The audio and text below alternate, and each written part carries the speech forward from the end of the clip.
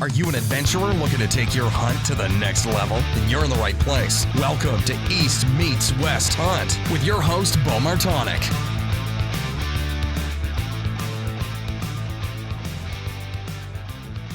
All right, we're recording. Got Jason Red and Jordan Hotchkiss from Timber Ninja on the podcast. Welcome, guys. What's up, man? Thanks on? for having us on to chat. Yeah, no, I'm excited. Nice Wednesday morning here, being able to get on and talk. And so Jason's been on the show here quite a few times, so I'm going to kind of skip the introduction there. But Jordan is new to the podcast here, so I'm glad to be able to get him on. And one of the other faces behind and big parts behind Timber Ninja, but likes to keep his face out of the camera a little bit more. But glad to have you on, Jordan. Yeah, appreciate you having me. Yeah, so Jordan, if you wouldn't mind kind of starting with a little bit of a background on who you are, kind of, how you grew up in hunting and yeah, just kind of give a quick background. Yeah, Jordan Hotchkiss. I'm from Lester, North Carolina. It's outside of Asheville in western North Carolina in the Appalachian Mountains. Been hunting and fishing since I was old enough to walk, really. Obsessed with whitetail, turkey, elk as of the last 5-6 years. So really anything that I could hunt, I've always loved hunting. So been hard at it since I was a kid. Still obsessed with it. And your background, Jason and I were talking about it when you were up getting your headphones there, but it's very impressive. You got the elk back there, you got your deer back there, you got nice lighting. It looks like you do these podcasts more often than you say you do. No, definitely do not. No, I got luckily I got a little man cave. My wife lets me keep all the animals down here. So yeah, the lighting, so I can just sit here and reminisce while I have my kids screaming, running around the house. So yeah. It's kind of like my dad's basement. He has what he calls the man cave down there. It's like the rest of the house is decorated really nice the way my mom likes it and has everything there. And then the basement is just like, just dead animals and sheds and everything else. And it's like, it's got a bar down there, and that's like the spot to go. And it's like, I don't care to have much in a house, but it's like, I need one of those rooms. Yeah, you got to. Especially when you get into elk, like you need a solid wall to put those things on. Yeah, no, that's so true, and yeah, especially you start shooting big elk like you got back there, they start taking up a lot of space. It's like I don't see myself, doing a full shoulder mount of an elk for quite a while. One, I like the looks of the Euro mounts, but two, I don't know if I'd have room for them for quite a while. I mean, they take up a lot of space, and I have a elk and caribou on the wall, and I don't have the biggest of ceilings, so they kind of, they take up a decent amount of space. And if I get lucky to shoot a moose this year in Alaska, I don't know what the heck I'm going to do with that. Yeah, that would be an epic mount, though, for sure. Yeah, most definitely. Jason, do you have kind of like do you have a room where you have mounts of some sorts at your house? They're all here at the shop. Oh, they're all at the shop. Yeah, I mean, I've got a couple things at the house, but mainly everything's here. I gotcha. It's good to have a man cave, but it's better to have like a whole man building, essentially. Yeah, there you go. I have a full gym, shoot bows, run a company. Yeah.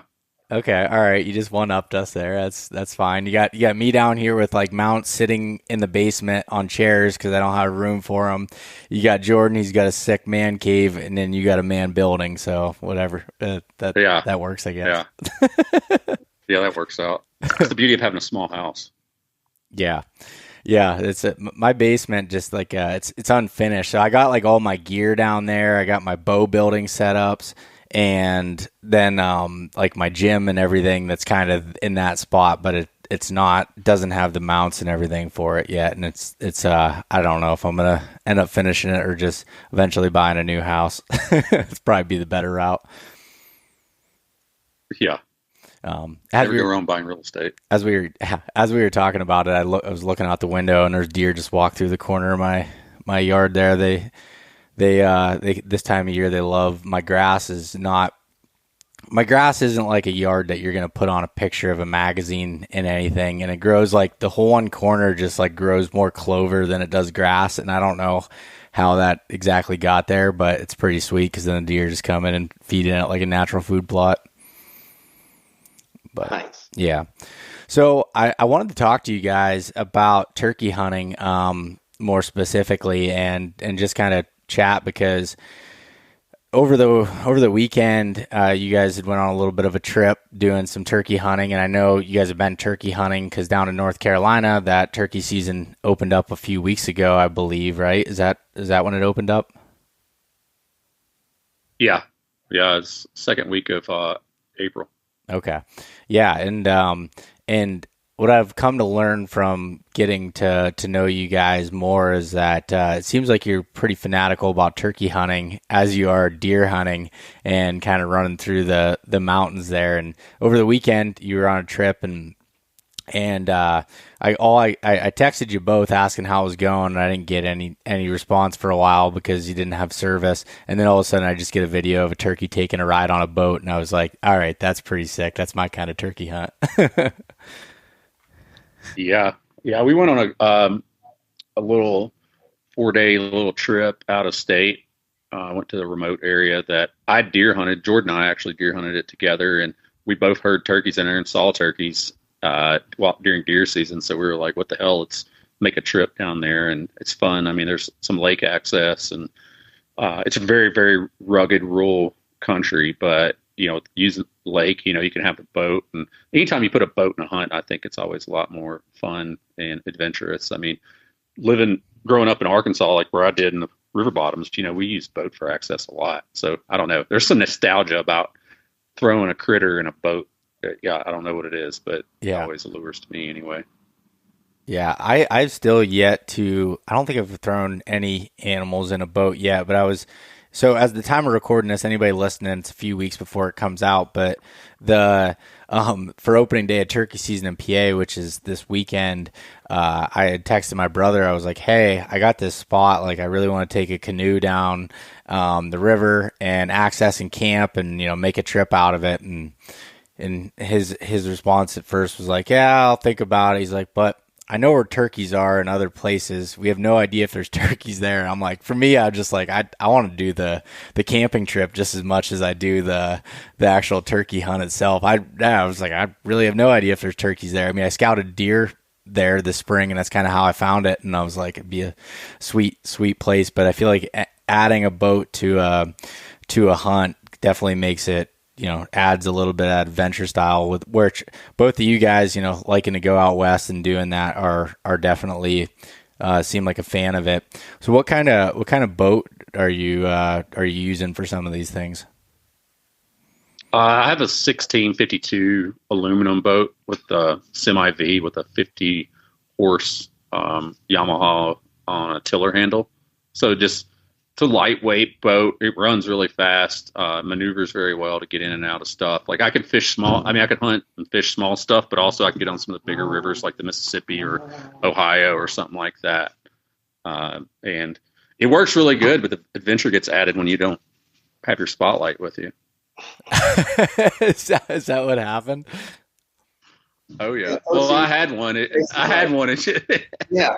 First he was like, I better get that spotlight out. Hadn't used it in like 2-3 years. So he immediately cuts the wire, and we try to like strip it, hook it up to the battery. The button stuck. We're like, oh, okay. Well, we got headlamps. Okay.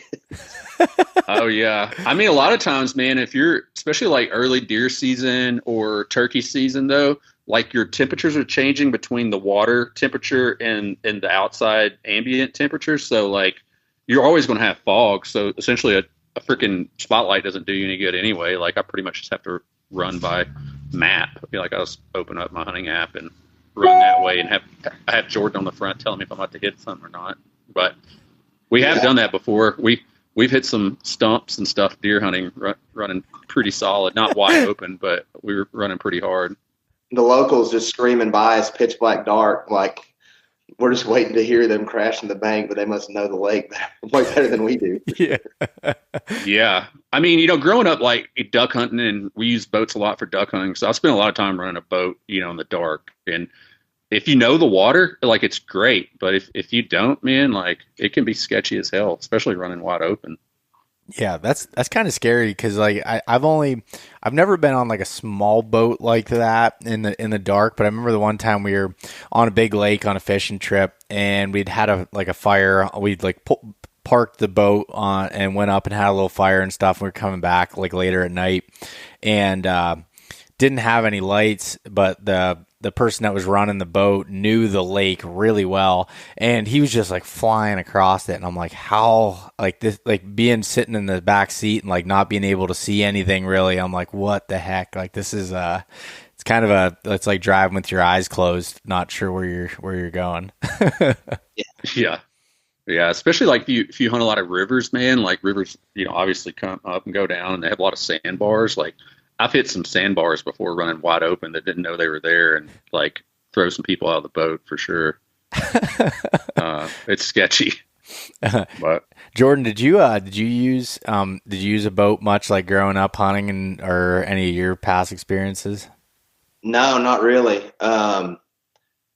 Really, mainly, only thing we used boats for when I was a kid was just fishing. I mean, I used to be obsessed with fishing. I had a John boat very similar to what Jason's got when I was 16, and used to haul it all around the local lakes and stuff and fish really hard. But no, I hadn't hunted much off a boat. So I think, yeah, going to that deer hunt with Jason a few years ago was probably one of the first times I had really done much hunting off of a boat. Definitely a good way to access. Yeah. And so you did use that boat on the deer hunt and in that area in the past and stuff. And do you feel like, I mean, is it just because you can access places that are harder to walk to for the most part? Or what, or is there like, I guess I can think of like there's a couple places I'd love to take a boat to. Like you could walk to these places, but it would just take a lot longer. And plus, you can access from the bottom. In the mornings when thermals are pulling down and everything. It just seems like a decent tactic to use. yeah, I mean that you can use that to your benefit. Also, areas that are accessible by boat. Not everybody has a boat, so you cut that many more people out. That way as well. So really it's both. I mean, this particular place, one of the coves that we hunt out of can be accessed by like a 3 or 4 mile forest road. So dudes that ride freaking e-bikes cruise on down there and hunt. And we ran into that during deer season that year. Dudes like rolling in on their e-bikes and leave their Monster Energy cans laying about the tree and stuff. Well, hold on a second. Not that all e-bikers are that way. I mean, I know you probably are. So. Well, what's the difference if you're using an e-bike or using a boat? They both have a power source that is helping you get to a remote place. Let's hear that one, Jason. That's good. I mean, honestly, I don't have a problem, but there's a lot of places that I've seen people riding e-bikes that they're not allowed, legal to be riding. Yeah. I saw that in Ohio. I was told that I don't think you can do that, in this state either. So I'm not 100% sure. But, so that's one thing. I mean, from my perspective, if you're going to legally do it, might as well just open it up to ride four-wheelers. Yeah, no, I understand that, and it drives me nuts too. As far as like in Pennsylvania, you're like the places that you're allowed e-bikes, that makes sense. It is what it is. That's the way they make it. But then there's places that you're not allowed, but people are still using them like crazy on it, and that makes me mad because it's like, okay, you're using it in a place when you're not able to. There's no difference than baiting, in my opinion. There. Yeah. Also, touche on the boat comment. It's about how I told people I didn't saddle hunt for a couple of years because I was using my rock climbing harness just like a saddle. So, hey. Yeah. It's funny because, you've thrown some comments at me over the last few months about using an e-bike where I'm able to, and I was trying to think of a good comeback, and that one just hit me on the spot there, and I was like, good, there we go. That's good. Finally shut him up a little bit. I know. Yeah, that's where my own ego gets in the way. It's like my way's better than yours. Yep. No, definitely. But okay. So talking to my therapist about that. So back to the turkey hunt. Like you'd said that you'd been in there deer hunting, but not turkey hunting. Did you guys go in and like try to roost turkeys, the night before, or how did you know where to go exactly? Yeah, we tried, but we really didn't hear any on the roost. I mean, honestly, and I'll let Jordan speak to this too. Like, kind of how we hunt in the mountains. Like, I don't have a lot of success roosting turkeys at night. I mean, because a lot of the areas you got to walk way back in there. So I pretty much always start from scratch anyway. And I personally rarely ever hunt in the evenings. But yeah, we didn't hear any birds, and so we just devised a plan of next day, well, we're going to hit this one long holler that has a bunch of hollers that split off, and then there was three of us there, and we just all took a holler and ran out and tried to locate and see if we saw a sign. Yeah, that was our strategy, is work that and then work some of the off the lake stuff. What do you think, Jordan? No, yeah, I agree.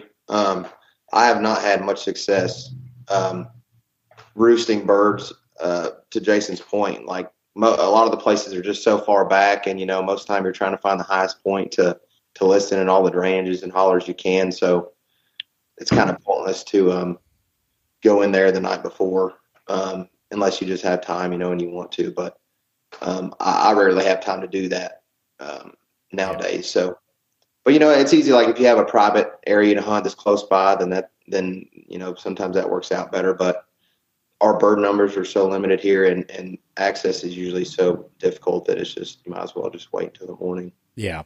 No, that makes. I mean, I have like hunted lakes for turkey, and we did this that day, is just cruise up in coves right close to dark and listen or blow locator calls, and it does work if they're close. But like where we got on this bird, I don't think we could have heard him from the boat to begin with. Well, no, I take it back, because we did faintly hear him when we got off the boat Sunday. Okay, and that makes sense. I guess when it comes to roosting turkeys in Pennsylvania, where I'm at, like I typically will go to places I can get to easy and just listen to, and I may not even hunt there, but like if I hear a bird, it's like, okay, maybe I'll go in there, and I usually kind of save those spots because they're typically closer to the roads for like during the week, when I would go out either before work or whatever, like just when there's less people, because I've learned, I relearned this again last year, that I went out and I roosted some birds. I was like right off the road. Now they were on a different point, across the valley, but it was opening day. I went in there and it was like, there was 3 birds in there, and there was 3 different gunshots in the first 2 hours. Like I was chasing one bird, and then boom, someone shoots it. And I'm like, crap, I heard another bird go that direction. Boom, someone shoots it, and it's like, dang. Like, all right, I gotta find some more remote areas to go to on the weekends to be able to do it. And we have a similar situation with like lower bird numbers. Although this year's been, I've seen more turkeys this spring scouting for deer and just being out in the woods, and I think I can remember since I was a kid. So it's looking pretty good this year. So if I don't get one, I don't really have a good excuse. But I don't know. So what do the bird numbers look like for you in some of the areas that you're hunting in this year specifically? I mean, from my perspective, the last few years has been on a downcline anywhere I've hunted in the Appalachian range, and that echoes from people that I've talked to as well. When I first moved here 14 years ago, I could hear 5 or 6 birds a morning in some places, and I can go in those same spots and not see jack. And I don't know, Jordan grew up here, so I think he's a better person to gauge. Yeah, no, that's that's pretty accurate. I will say that I think this spring has probably been one of the better ones in the past 5-6 years. But yeah, it's definitely gone down, especially on public. I know last year, like me, Jason, and Tyler, the other Timber Ninja, we went on a backpack trip and covered like 9 or 10 miles and didn't hear a gobble. And you could hear them forever where we were at, but it's definitely been slow. Yeah.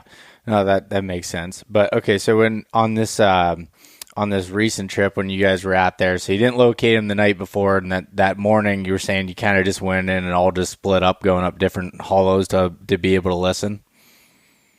Yeah, Jordan, why don't you tell the story of the first day or so? Yeah, the first day we went up into that big holler, and all split off, just trying to find fresh scratching, hitting locator calls, all that good stuff. And I think we met back, I don't know, what was it, like 8:30 or something. We met back at a specific area around 8:30, and then got back on the boat and went over to. Do you want me to get into like when we got into those birds, Jason? Yeah, I think that's part of it. Yeah. So then we went into the next cove over, and went in there, got in there about, I don't know, 9, and walked. This was actually an area that I'd shot a buck in. Me and Jason found a buck in previously, but we went into this place and hit some locator calls, hit a few calls, didn't hear anything, got in a little deeper, and actually hit the owl call twice. And on the third one, they fired off. It was like 9:30, and fired off on a ridge behind us. We'd actually kind of walked under that ridge. So we got on our map and looked to see where we thought they were at. And so we waited for a second, and then I cut at them, and they answered. And they were probably, I don't know what, Jason, 250, 300 yards away, maybe something like that. Maybe not that far, 200 yards away. Or yeah, I'd say 150 to 200.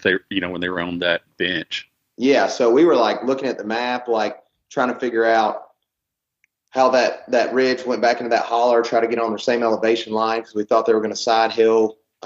We didn't know that there was like a real pretty flat at the head of that holler that ended up coming up the ridge right above us. But so I cut, they hammered, and we're like, all right, sweet, they're responding. And we walked about, I don't know, 70, 80 yards. And I yelped, and when I yelped, they gobbled they were like 65 yards away. I mean, they were on top of us. It was really unfortunate because we didn't have time. It was just one of those scenarios that happens so much in turkey hunting when you can't see them. It's like they're right on top of us, so we got to get somewhere now. So we all just basically dropped in this logging road. Jason, and I was trying to get Jason and Josh to set up. Josh, the other guy that was with us, to set up in front of me because me and Jason both thought they were going to come below in this little flat below this logging road. It would have been perfect for them to come in. But like I said, we didn't know that how that holler laid. So as soon as they hit that flat, they came right above us, and we were essentially sitting on the logging road looking up the ridge, me, Jason, and Josh in a line. And, I mean, they were fired up, double gobbling. Went back and forth with them for like 10 minutes. They were probably 25 yards away. We just couldn't see them. And then all of a sudden, the old blue head of the hen pops up and starts putting at us. And Jason said he saw one of the longbeards for a brief second, and then the hunt was over. But it ended up, it was good intel. That's where they ended up going towards the end, which I'm sure we'll get into. But we were just stoked to get on some finally. Yeah, no, that's there's a couple things I kind of want to pick apart in that. Is like, so you're talking about you located them there, and you're using an owl hooter at 9 o'clock in the morning. Is that something that you typically do? Yeah, well, recently or previous years, I just used anything, but I heard somebody, and I can't remember who it was, just to be honest with you, that said they use alcohol all day. And I started thinking, I'm like, it seems like most of the time when I'm on public, you hear like somebody blowing a god awful crow call, it's like, ah. And you're like, you think about it, I'm like, I don't hear many people hitting a hoot owl as much. And that owl call that we have is so good. And it sounds really realistic. So I've been trying it this year, and so far it seems to work out. Well, you hit that like kind of long screech too. Yeah, that's what got him. Yeah. They don't seem like they don't gobble to the standard like woo woo. It's more like woo woo wop wop wop when you start really like getting like a high pitch.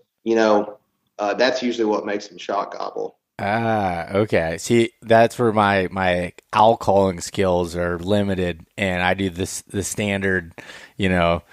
Who cooks for you? Yeah, I do that. That's all I do. But I like to crow call just because I can crow call with my mouth, and it's one of my only talents that I feel like I have. But if you probably heard me, you'd be like, "There's that god awful crow call," but I just do it with my mouth, and I like doing it, so that's why. It definitely works for sure. Well, and I think too, if you're hunting pressured birds, man, it's something I learned growing up in Arkansas was if you use a locator call, they don't really focus on that, and you can keep getting them to gobble on some type of locator. You can get into their bubble, and then it's easier to call them in. I think that's what a lot of the reason people get hung up at 150 yards. Yeah. No, I think that's a good point, and that's why I've typically just like crow called all the time until I was like ready to get in position and make a move on them. And sometimes Jason makes fun of me for using a box call, but I'll use that just to get a loud noise out if I come to a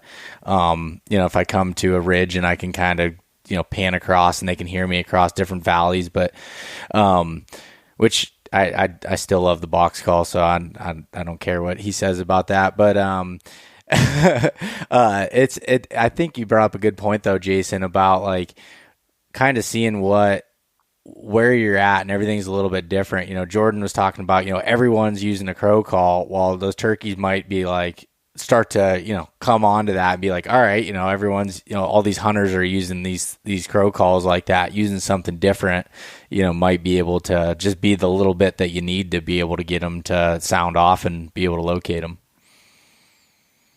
Yeah, I started playing, and I'm not really good at it yet, but doing a gobble with my diaphragm, that really gets them to fire off too. Really? That's impressive. That I watched what's that like, I should know this. I don't know as much about turkey hunting, but that really impressive caller, Beau something, his turkey caller, like world champion or something. I saw him doing a tutorial on Instagram on how to gobble with a mouth call, and I was like, that's pretty sweet. Yeah, it works. I had a guy teach me from dead end game calls. I heard him doing it at a trade show, and I was like, man, how do you do that? And he's like, you ever blow a duck call? And I was like, yeah, I was a duck guide. So he's like, it's like feed calling essentially, but essentially you just slow it down more than like a tucka tucka tucka tucka. You go tucka tucka tucka tucka, and like it echoes. But you kind of got to like cup it into your hand or put your hands over your mouth to make it really sound out. Interesting. And then the other thing I wanted to note from that like scenario there, you were talking about how you were 25 yards away and couldn't see them, when they're above you. That just shows how steep the country must have been where you guys were hunting at. Straight up. Dude, it was in Jordan's face, man. Like, and literally, like, I heard the birds gobble to my left, which I was faced on that flat, and I heard them crunching. And I see Jordan out of the corner of my eye, like reposition his body, and I just kind of switched my camera on at that point. And like Jordan was like holding straight up in the air at these birds. And then when I saw him, I got my gun up and saw his head and thought he was going to move right. But that's when that hen putted and it was over with. Huh. That's yeah, and it's I feel like it's even more important in places like that than anywhere else, as far as when you are on the same, trying to get on the same elevation, because it's like they almost have to move that way too, like even more so just because of how steep the country is where they're running. Like it's just craziness. And I don't know if you've noticed this, but like in really steep areas, those birds don't just like take off and fly away when they're on like those super, super steep side hills. They can't get their little like running start to kind of take off. I noticed it when I was deer hunting down in West Virginia last year. It was like these birds, like I spooked them and they were just like, running up the hill. And as soon as they got to a little bit of a flat spot, then they pitched off and took off across. I don't know if you guys have seen that at all. Yeah, it depends on how steep it is. I mean, usually, it just takes a few trees and I lose sight of them anyway. Yeah. Yeah, I've spooked them on top of mountains that they probably flew to Charlotte 4 hours or 2 hours away. Yeah. Yeah. They get some lift off and they're gone. Yeah, when they're hung up on those flats, for sure. Yeah, that's funny. So what happened after that? Like once you spooked those birds and, the hen, saw you down there, what happened from there? Well, I mean, Jordan and I, like our buddy that went with us, he's a relatively new hunter, but he's obsessed with turkey hunting. He's our jiu-jitsu professor, and he's very serious about the turkey hunting, and he's like, I'll just sit here all day. And Jordan and I are like, no, this show's over with. We need to, we didn't really bump them too hard. They just kind of walked off. We'll come back in here and get on them the next day or the day after. But that's the type of stuff that we would have done, 20 years ago too. Is like sit there and wait them out or keep trying to push them. And it's best, just pull out and let it reset because their memory's not that long, technically, at least from my perspective. Yeah. And I mean, the way those turkeys come, like, rarely do you have those instances where those turkeys, come from 200 yards to 60 yards in a matter of 10 minutes. So it's like, me and Jason knew, like, man, these turkeys are ready. They're ready to go. So if we can just keep them in this cove and not spook them too bad, then they'll be good in the next couple of days. Yeah, no, that's a really good point because it's so, especially when you like bump them or they move off, you just like want to like, oh, how can I get out ahead of them? You think of like, you start thinking of those things, and normally it's like it's going to be pretty difficult to make that work out. And I've tried that more times than I care to admit, and it doesn't. I don't know if it's ever worked out in my favor, to be honest. I mean, you can like, depending on how hard they're bumped, I have done this, a few times. Is that especially in the mountains, if they're going down one side, you can circle around the backside of that mountain and come around and either change calls, change cadence, whatever. And I have like gotten back on birds before, but that's like kind of a do or die situation. Like I'm just like got a few days left, or I'm having a hard time getting on birds, so I'll get really aggressive like that then. But like we knew those birds weren't going anywhere, and we thought nobody was hunting back there, so. Yeah, that makes sense. So you at that point, you just went back to the boat and then kind of went to a different location?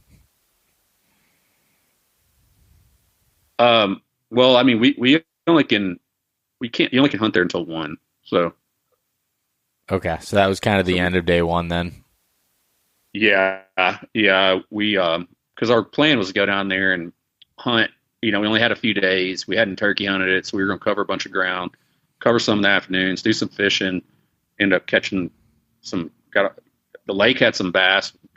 We landed 1 bass, and then the river running next to our camp had a lot of smallmouth, so we fished smallmouth in the evenings. And then it was supposed to rain the next day, which it did. It rained that night until about 7 in the morning. Okay. Nice. Did you guys stay at like? Did you rent like a cabin or something, or did you stay in a tent in the campground, or what was your kind of camping setup look like? We were at a primitive campground, and so there's no hookups or anything. And we were using our teepee. We have a 12-person teepee, so we had a teepee and cots and stakes. I mean, it was like straight up like SEAL Team 6 type quarters. We were thriving. Flat screen TV. I like to say. Thriving. Yeah. Yeah, we definitely were in a good position. It's funny because like our jiu-jitsu professor was like showed up. He was like expecting me and Jason to be like all minimalist and like not pack anything because he's used to like because usually if we're like on a bivvy hunt or something, right, you're worried about ounces. But dude, I was like. I brought some quilts. So like, you your grandma likes quilts. I had my pillows for my bed, and, all the extra stuff. So, but when he pulled up, he was like, "Dude, I didn't even pack anything. I thought y'all were gonna make fun of me." And the truck was like loaded with all kind of stuff. Oh yeah, that's hilarious. What do you guys use for like your cooking setup on those types of trips? Because I'm assuming you're not throwing out the jet boil if you're packing in steaks or bringing steaks with you. I mean, if I'm by myself doing a car camp, I will bring my pocket rocket. That's what I use for all my hunts, and I've got like a cast iron. It's like I think a 9-inch that I use, but we used a two burner Coleman. But I'll tell you what, I really want to get one of those cheap flat tops, like a Blackstone or Camp Chef, because like if you have time, like cooking steaks, burgers, breakfast, the flat top's the way to go. Yeah, no, that when our bear hunt last year, one of the guys had one of those mini like Blackstones, and had that, and he cooked up like a ton of good food. I mean, he had vegetables and meat, and he's cooking all of it up there for us, and we were doing bacon and eggs on it, and it was just like that was the way to go. So I actually bought a Camp Chef one it's a 2-burner. The one side is just like your regular burner, and then the other side is a small like griddle flat top there, so you can have kind of the best of both worlds. I haven't used it yet, but I did buy that, so to try that out on some hunts going forward. Yeah, it's nice to have a good meal like that. I mean, Jordan made smash burgers one night, and then the next night I did potatoes and onions in a Dutch oven, and then we cooked steaks. And it is nice to like be a little glamorous. I mean, especially when you spend so many days like in the mountains backpack hunting, eating freaking dehydrated or freeze dried meals. Like, those things suck. I mean, at the end of the day, they're just food. Well, I'd said the more I've done different styles of hunting and camp hunting, like I love backpack hunting. That's fun. Like it's cool to go out and, be minimalist, but I really love those like truck camping trips too, where you can have those meals. And that's why I like bear hunting so much. 'Cause it was like, you really, by the time you get to a spot to like glass in the mornings and stuff, like some of the bear hunters and bear guides I talked to is like sleep in, and it stays light so long. Like go hunt the evenings. They'll come out a few hours before dark, spend your time there and like looking for sign during the day, but like sleep in, make a good breakfast. And I took what he said to heart, and that's what we did every day. It was like, sleep in a little bit, sun coming up, cook a good breakfast, have some coffee. And I really love those type of hunts. And it's like turkey hunting, I like that because like in Pennsylvania, we can only hunt till noon, at least for the first half of the season. And it's like you can hunt hard, and you can, especially if you're doing like a travel hunt, then you can kind of, go fishing or, cook up some food or just make it a little bit more relaxed than when you're doing like the hardcore backpack hunts or, deer hunting during the rut, so to speak. Oh yeah, for sure. I don't mind not hunting in the afternoons for sure. But like, yeah, it was nice to have that cutoff time, because it's like kind of relieves a little pressure. Like if there wasn't a cutoff time, I'd be like, even though I don't turkey hunt in the afternoon, I'd still be like, man, we should probably be out like trying to find birds or something. But like the fact we couldn't hunt was nice because we could just kind of enjoy the camp a little bit. Yeah, we got a sunburn on. I'm notorious for not bringing sunscreen, so we got a little burnt.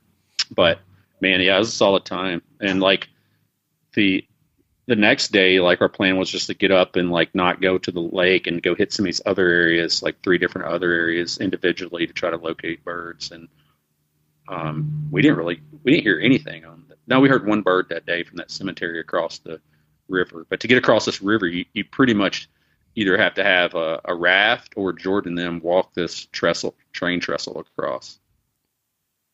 Okay, so I'm assuming you probably didn't run into anybody over there. I did. Yeah, tell them about your train trestle experience. On the last day? No, that day. Oh yeah, I mean it was good. It was a little sketchy. It's probably a good 50 foot up, maybe a little higher, and you had some pretty good gaps going over the river, and they're all greased up with railroad oil. And honestly, it's funny though, because like the whole time I was just like, oh my God, my boots are going to smell like this all through deer season as I'm stepping in it, Funny how you think about that stuff no matter what. But yeah, we finally made it across a ton of pretty country on that side. But yeah, it was a little sketchy. Dude, I wouldn't have been able to do that. Like I have such a fear of heights, and I've gotten better with it actually, more so just because I've had to like hunt around cliffs and stuff out west. But like something like that where you can see these big gaps and it's slippery, like man, I'd just be like, I think I'm gonna stay on this side. So you'd at least be able to cross people like me off of finding me on that side. Yeah, the only thing we ran into were locals. We didn't run into any non-res hunters. How did they get over there? I mean, a lot of them use the bridge. I mean, these dudes are pretty hardcore. And I mean, all the people that, this second year that really started hunting that place, it's like all the people have been really good. Like the locals, like honestly give you a lot of intel. Oh, that's awesome. And I think they're just happy to see people because this is extremely rural place. There's nothing there, and so they probably don't have many friends because there's really not. I mean, literally, you're probably talking 1,000 people in an hour radius. I don't know, something like that. Yeah, that makes sense. Yeah, they were probably like, all right, I run into someone over here, probably a good dude or someone that's hard at hunting and to get over there, because it's not easy to be able to access. I thought you were going to tell a story like they had this like hidden ATV trail that they came flying in on, but well, I actually ran into a guy that I met there during deer season the year before. Really? Yeah, we saw him, and like when I first met some of these guys, they were like giving intel during deer season. I thought they were just trying to get me out of their spots, but like I had 3 people do the same thing, and then like these guys, like talking to them about turkeys, they pretty much, we were going to these areas anyway, but they were like telling us what hollers had turkeys in them, and literally they had turkeys in them. So still some good people out there. Yeah, that's awesome. So after you didn't find any turkeys there, that was at day 2 then. So what was your kind of strategy for going into day 3 after talking to the locals? Really our plan was, we knew there were birds on the lake. So 1 or 2 of us were going to go to the lake. Typically 2, it's a little easier to manage the boat. And then the other person was going to go across the trestle bridge and listen. Because there was also an area before you crossed the trestle bridge where we'd heard people been hearing a bird. So Jordan decided to go that route, and Josh and I went to the lake. Jordan, you want to give your update about your experience on the last day? Yeah. Jason and Josh went to back on the lake. They dropped me off at the trestle bridge. My plan was just to sit there before crossing the trestles in the dark to see, what side, if I heard anything, what side it would be on. So I got out, got ready, just kind of sit up there, had my coffee mug, was drinking a little coffee. One hammered behind me up a holler, and he was the closest bird. So I immediately dropped down and went up into this draw. Tried to get as close as I could. It was probably, 95 yards from where he was roosted. Started doing some soft tree yelping and stuff. He was answering me every time. Everything's going great.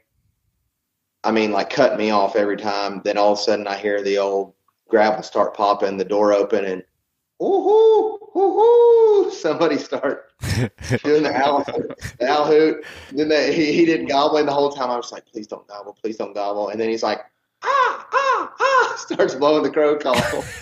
And I'm like, oh no, please don't gobble. So there was like a 10 to 15 minute stretch where I couldn't make a call, make a peep, because I didn't want to make him gobble. And that dude finally closed his door and drove off. And that bird hit the ground. And I ended up seeing his arm in the distance up in the holler. And then there must have been a hint or something, because next time he gobbled, he was way across the way. So I was like, crap. So I ran to the top of that ridge, and I started hearing a bird across the river. And I'll kind of make this story short, but I started hearing a bird across the river. So I dropped down some hollers and got to the edge of the ridge top closest to the road so I could glass across the river, because there were some fields and a big range over there. And I saw at the head of this field, the way that field set up, it was kind of like an L shape. There's a big ridge in between it, a big holler here. And that bird was at the head of this holler gobbling. Well, I glassed that field, and I see a turkey in the middle of the field. Well, I checked it again. It was a decoy. So I'm like, okay. So I'm just scanning, and I see this dude just sitting there against a tree, 20 yards from the decoy, just looking around, and this bird's just pow, pow. And I'm like, can this guy not hear this turkey? I guess he couldn't hear him because he was tucked on the other side of that holler. And I'm like, I don't want to mess this dude up. But I sat there for 10, 15 minutes. This guy's sitting against a tree, and this bird's hammering. So I'm like, I'm going. Yeah. So I get down and cross the trestle and make it to that holler. I ended up going it was 4.6 miles, 80 some floors. So I got after it pretty good. By the time that I finally got to that turkey, he had made his way to the top of that ridge, and the leaves were kind of bare on that side, so I was able to get really tight to him. And when I say tight, I mean like over a matter of an hour, I got within 10 yards of the top of that ridge. And he was, I mean, literally, I could hear his wings dragging on top of the ridge and strut. And I was sitting kind of same scenario, which is, to backtrack, in the mountains, that's how I like to, really, it's ideal scenario, because if they pop that ridge and you're 80 yards away, and especially back here where we hunt, the timber's so open, like they're not going to come. And we don't really use decoys. You know, it is what it is, but I'm moving so much. I don't want to have to mess with the decoy or any of that stuff. It's just easier. So ideally, I like to set up right on the underside of the top of a ridge and call them over to where, you know, most turkeys I kill, all I'm going to see is their head. You got 5 seconds to kill them. You got to be ready. So I'm sitting there 10 yards under this turkey, and he'd literally gobble over here, and I'd hear him, and he'd gobble over here, and I'm just like bubble clucking, scratching the leaves, and I'm just like, dude, just stick your head up. And then I'm like, okay, I got nothing but time. Well, in the back of my mind, I'm like, this turkey's now on top of this ridge, so that dude's hearing him now. He's like, he's casting it out to everybody, and sure enough, this guy tried to come up the other holler, and a whole bunch of deer, like busted out of their beds. He busted a bunch of deer out of their beds, and they came under me, and that turkey shut up and. Oh, oh man, that's rough. I was pretty heartbroken, but it was a fun hunt. Yeah. Well, so on your side of the fence there, Jason, your side of the lake, what was going on over there? Well, you know, being the owner of the boat, you get like first choice to go after like the primo spots. So no, honestly, I would have been fine going either way. But anyway, we ended up pulling that card to go, and Josh and I went in, and we got there after dropping Jordan off and everything. We got to the boat ramp, and right before really like gray light, essentially, and we hauled ass over to the cove, and essentially while we were tying up the boat, you know, that Gobbler let out, he was a little bit further than when we had originally got on him the day before, or the 2 days before.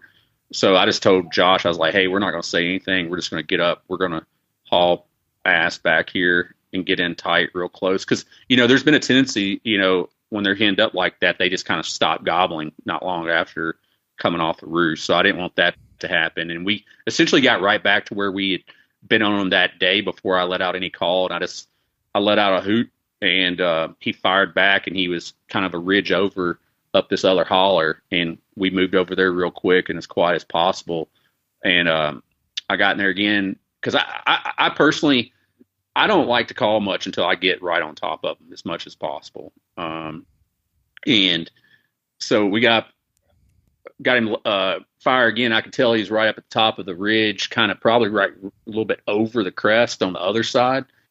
So we came up that backside holler, and you know, I was probably 150 yards at that point, and I let out I just cut, and he fired back, and it actually ended up being both of them again.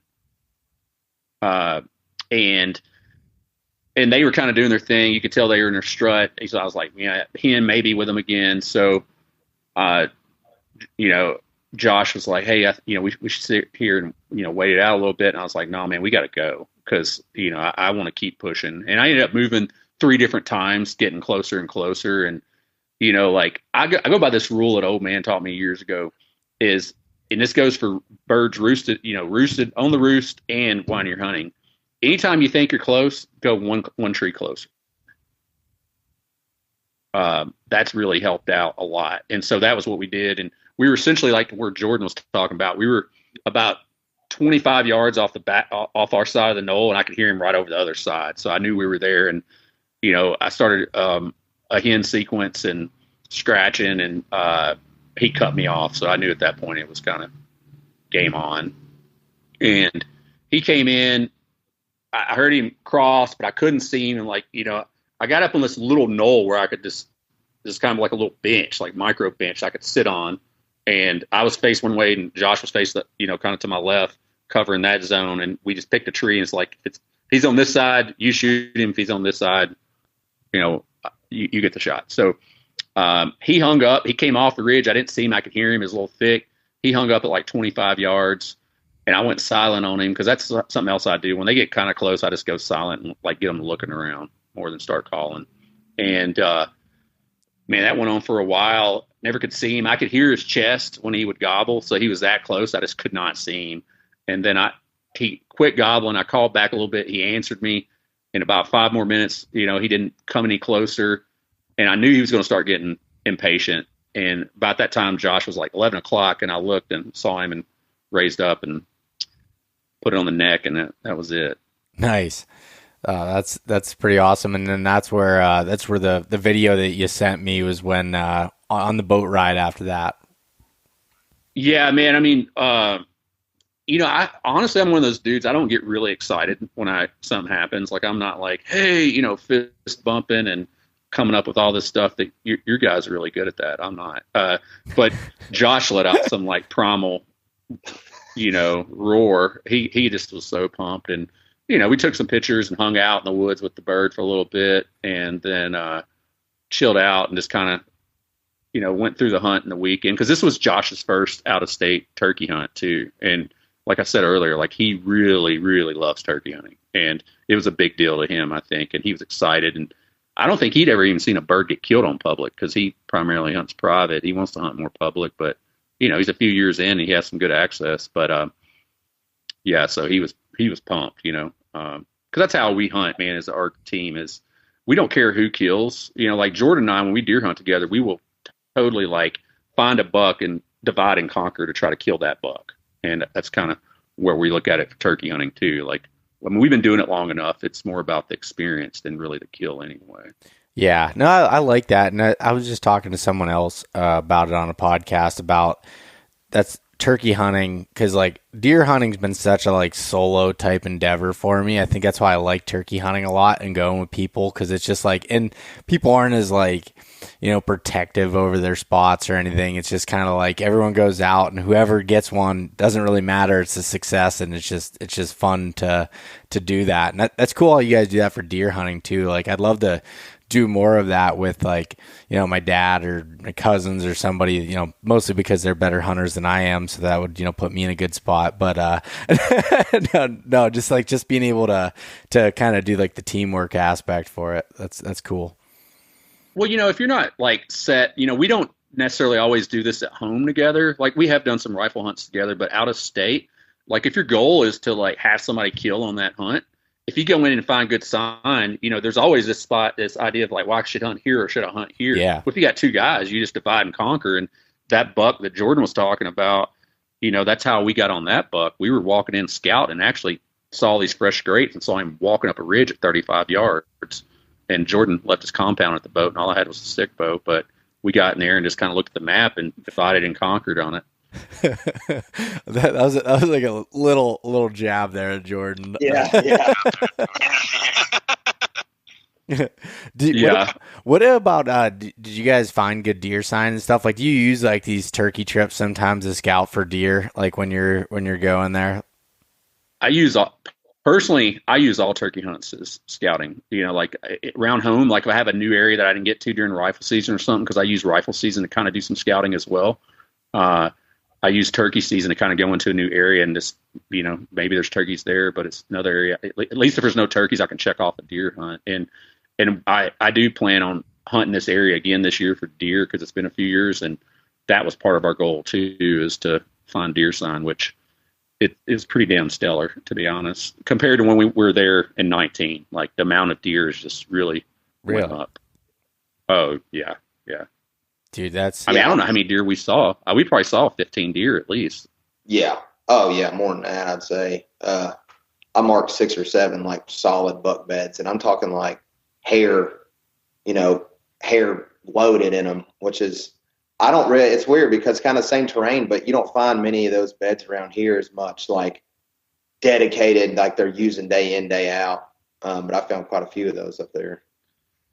Yeah, and these new areas that we were checking out, like, honestly, either you got to the areas that I wanted to check out, and that's where Jordan ended up going, And I was curious if some of these e-bike roads would go back there, and he said there wasn't, and only other ways to go across this river. So like, it's going to be, I think, some primo whitetail hunting this year. So I'm fired up about it, and hopefully can talk Jordan's wife and let him go. Yeah, it's funny because do you guys think about it the same way I do, or at least Jason does? And when people ask me about turkey hunting, like what do you look for in a turkey spot? I was like, I look for good deer spots, and I go check them out. And if there's turkeys there, that's a bonus. That's just kind of the way I look at it, because I'm just always so deer focused. But and like rifle season, same thing. I'll go to new spots just to check them out. And turkey season, I'll go to places I didn't get time to scout in the spring or whatever. And I'm looking for turkeys too. But like and it always seems like if you find turkeys there, you'll find deer there. But if you find deer there, that doesn't always mean there's turkeys there. Just something that I've come across. Oh yeah, I mean, especially in the mountains, man, they kind of both are out searching for the very minimal food that's available. So they typically, besides the bugs, they all eat acorns and seeds and tops and things like that. So you'll find them in the same terrain. Yeah, I think turkeys too. Like, turkeys are one of the best animals to really develop your woodsmanship, in my opinion, because it's like you get instant feedback with a turkey, right? And they're just so keen.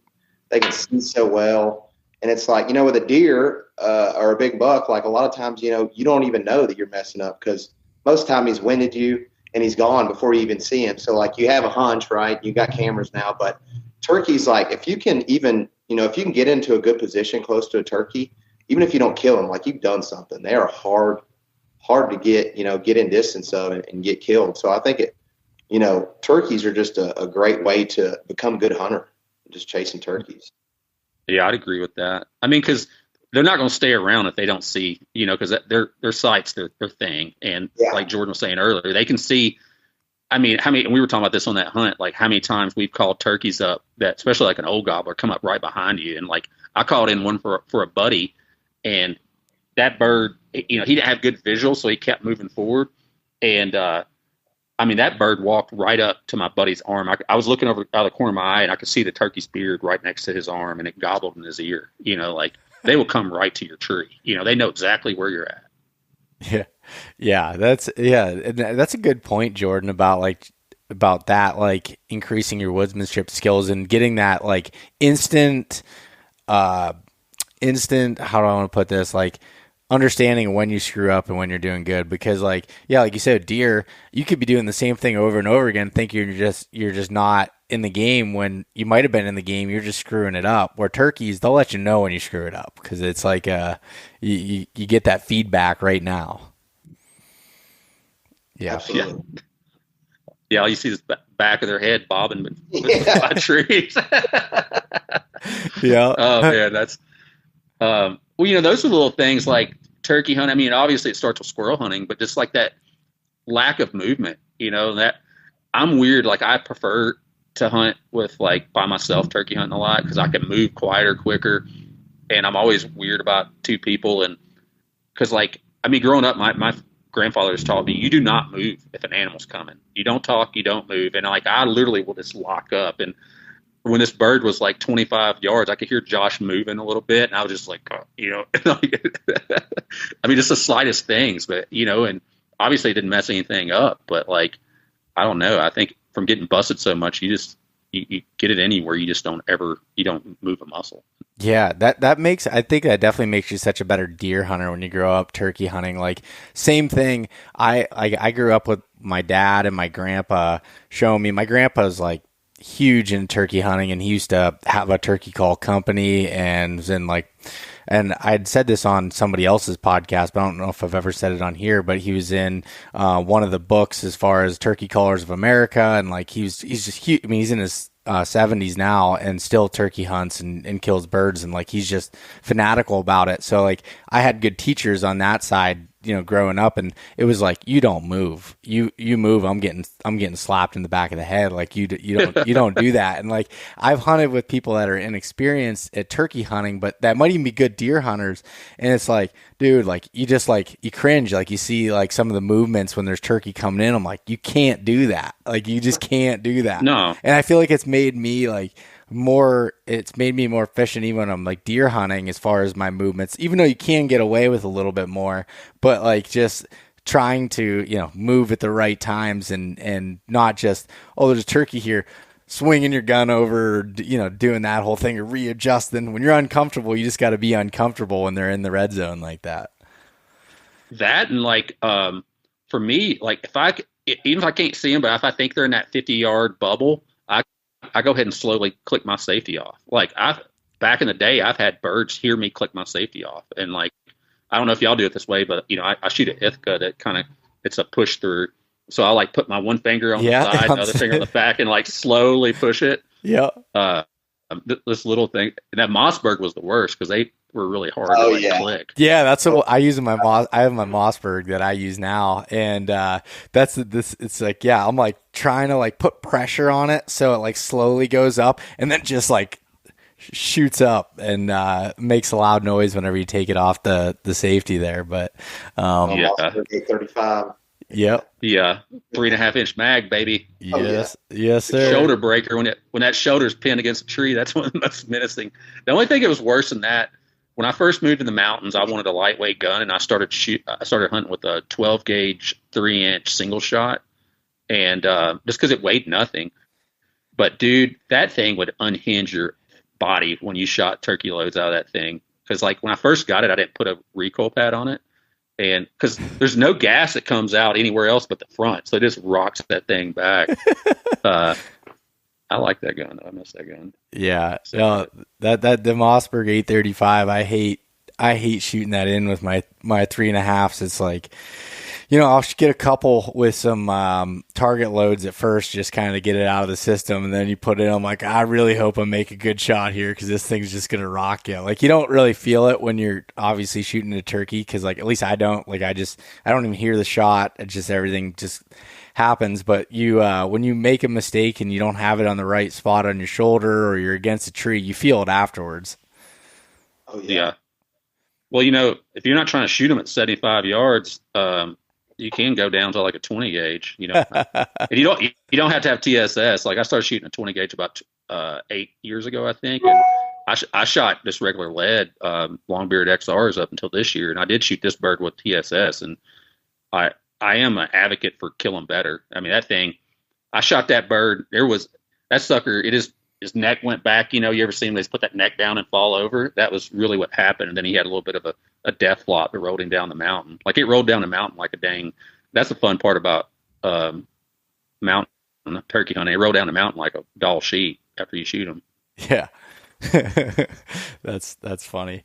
No, I don't know. I never really got much into different loads or guns. Like I've been using the same gun for the last 10 years, and I always shot the heavy shot 3-inch. That's what I was using. And then that was like got hard to find and expensive, and I just went with the long beard XRs, and that's what I've been using, 3.5s at this point. Nasty. But yeah, they tend to do the job. But I don't know, I never got into it like with archery where I get like finicky in my arrows and broadheads and all this stuff, and turkey hunt is kind of like I pick up the gun, I shoot it, make sure it shoots good, and then I go out in the woods and kind of hunt with it. And whether that's embarrassing to say or not, that's just kind of what I've done.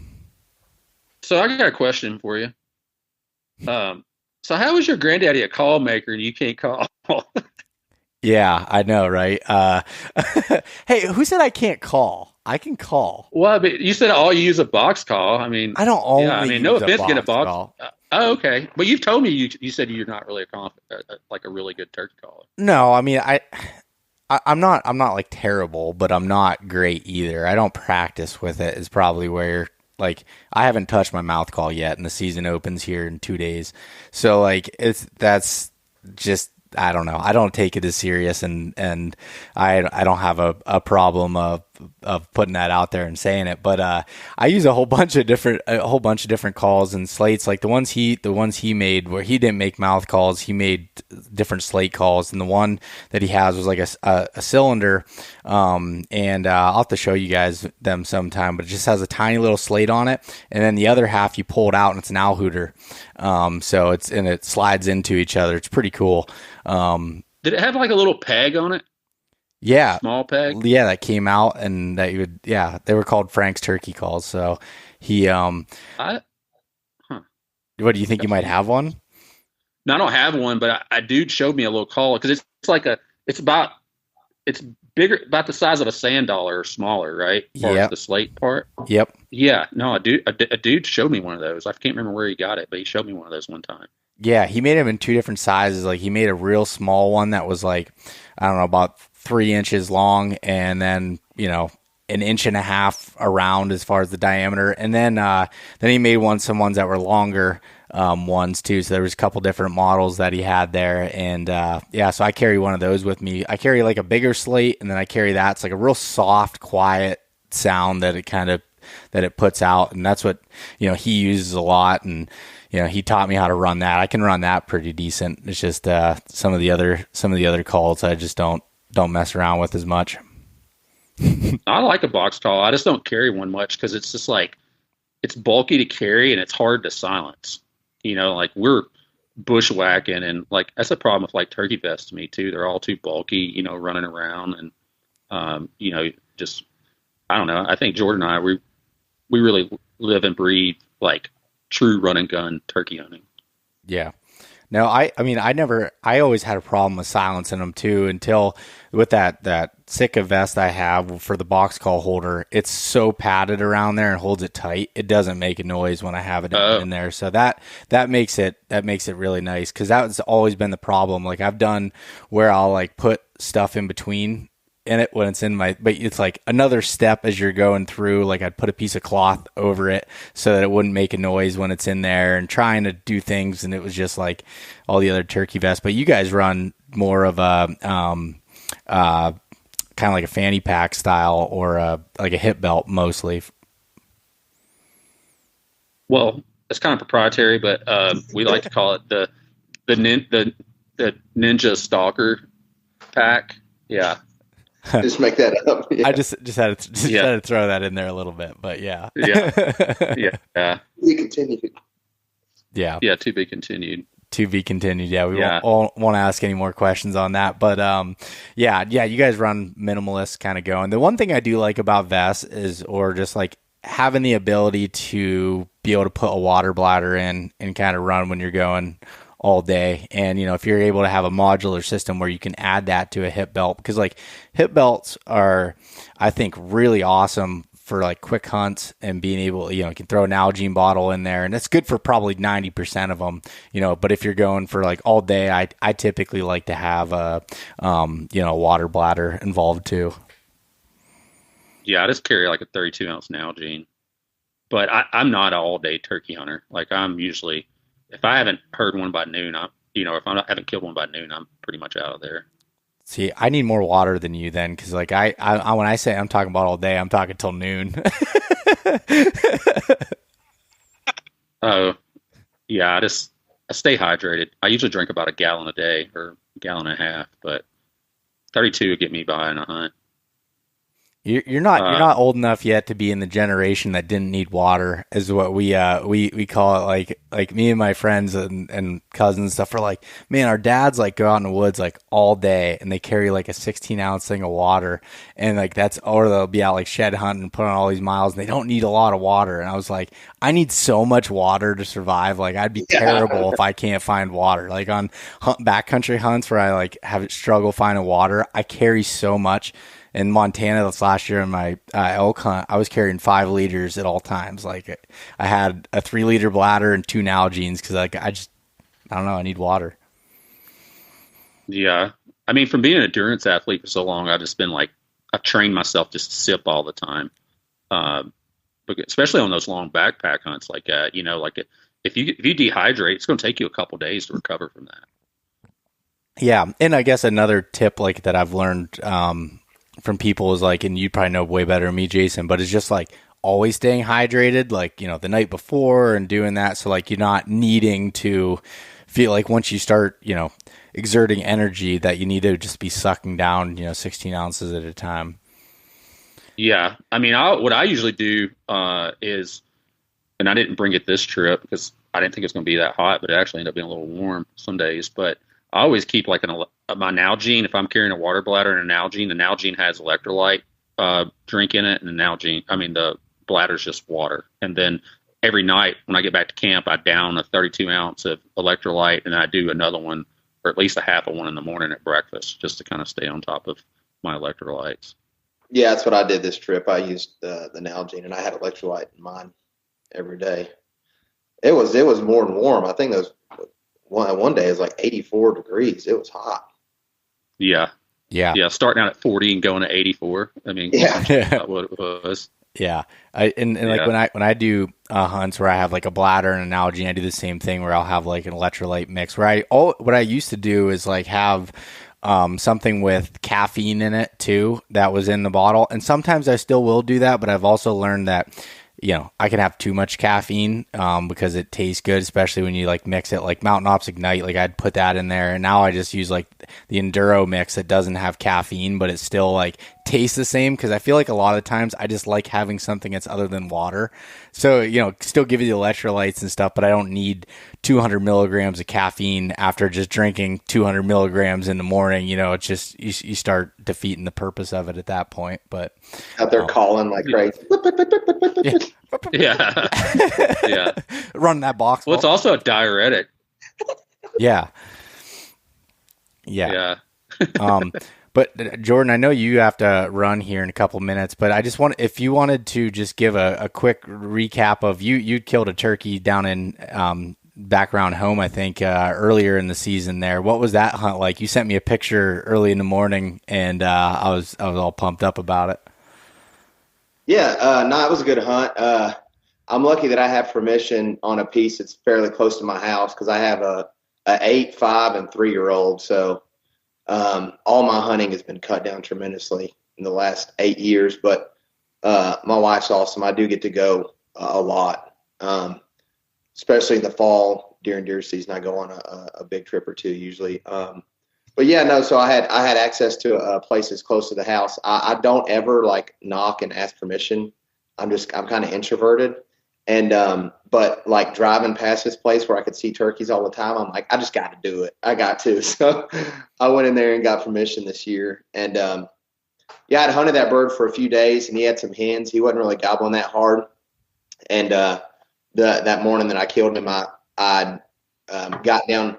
The way this property lays, like I was trying to get above them every day, which is usually what you want to do in the mountains, but they were working down the ridge consistently. And if you got behind them, then there's just nowhere to go because they get out in these fields. And I hate hunting field turkeys because you can't move them, especially if they have hens. It's just a nightmare. So that last morning, I got on the ridge below where they had been, and sure enough, he gobbled on the roost, and I worked him just a little bit, some soft tree yelps, and he came down and he gobbled, and I'm like, is he on the ground? I think he's on the ground. And looked up the ridge, and there he was, full strut. And he's like, just gobbled his head off, and I'd shut up, and he's come down the ridge. And the whole time I told Jason, I'm like, something's going to go wrong. Something's going to go wrong. Because you have like very rarely do you have those picture perfect hunts where it just everything works out, and he just strutted right into 30 yards the whole way and just it's perfect. Yeah, that's awesome. And yeah, so are you done for the season then, or do you have another tag? No, I still have another tag. We only have I guess we only have a week and a half left. So try to get it done. I don't know. I'd like to kill one on a public spot that I've been meaning to get to. It's just hour drive and 2-mile walk. So like I said, my time's kind of limited, but I'll try that if I can. Yeah, no, that makes sense. And Jason, you going to get out at all anymore in your home state there? Yeah, I have 2 tags. I mean, I've been close a couple times this year. I had a hunter messed me up that I ran into and told him where I was going. And you know how it is. You tell somebody where you're going, and then when a bird gobbles, everybody wants to go to the same place. And I knew this dude really didn't know what he was doing because he was carrying his gun in the woods in a case. And I got on this bird, and like literally, like he wasn't where I thought he was going to be, and he ended up being up the mountain.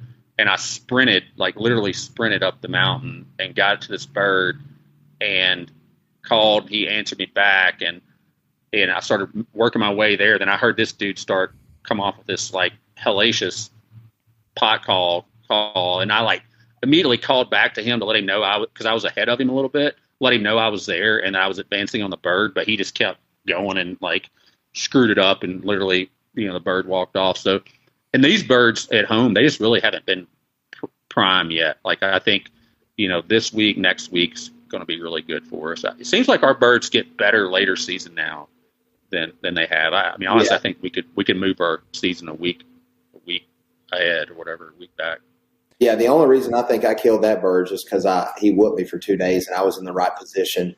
Like by no means was he like, oh, I'm fired up, I'm coming because I think you're a hen that I can breed it. I just happened to be in his travel route. Yeah.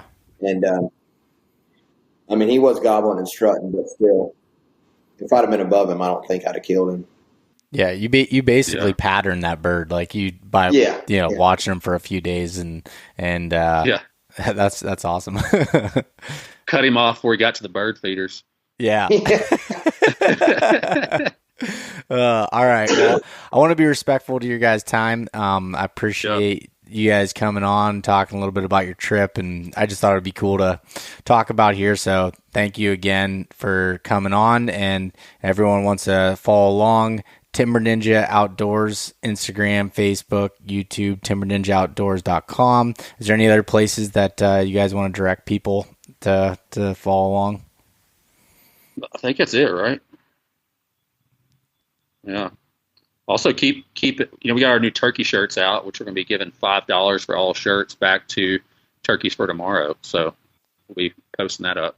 Yes, I did want to throw that in at the end. So head over to timberninjaoutdoors.com and you can find those. And like you said, $5 going back. And you got one on right now, Jordan? I got the mountain buck hunter on the back. On the back. Yeah, on the back. Hey, they look good on the back of hoodies there sometimes. Yeah.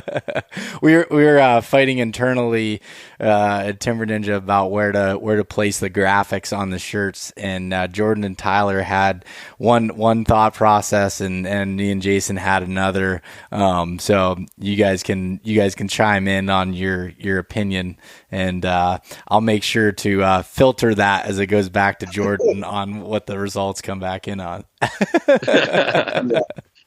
All right. Thank you, guys. I appreciate it. Yeah. Thanks, man. Thank you. Thanks so much for listening to this episode of East Meets West Hunt with your host, Beau Martonic. For more great content and to stay up to date, visit eastmeetswesthunt.com, Facebook at East Meets West Outdoors, and Instagram at East Meets West Hunt. If you enjoyed today's episode, please review and subscribe, and we'll catch you next time.